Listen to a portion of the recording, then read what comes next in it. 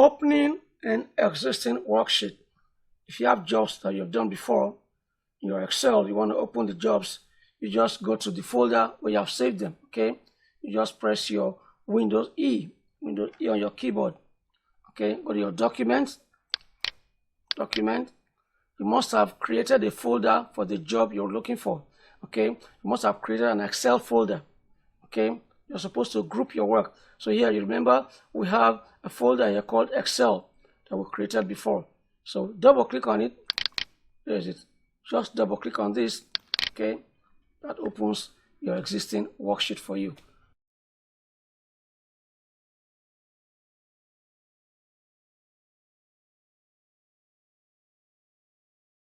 So we can start working on it, okay? I'll close it. On that way, you can come here, Excel.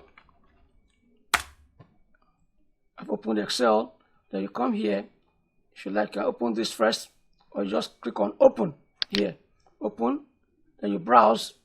You may have the list of the works you've been working on before, the jobs you worked on before. They'll be here. If you find it here, just click on it here, and it opens up for you.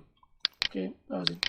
And that way, if your double click speed is slow or too fast, it's not working, you just click on it once, okay, press Enter key.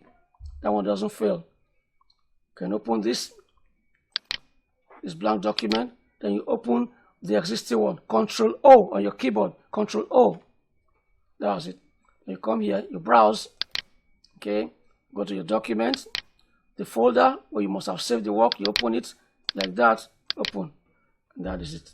So there are so many ways through which you can open your Excel file, but just do the one you feel that's going to be fastest for you.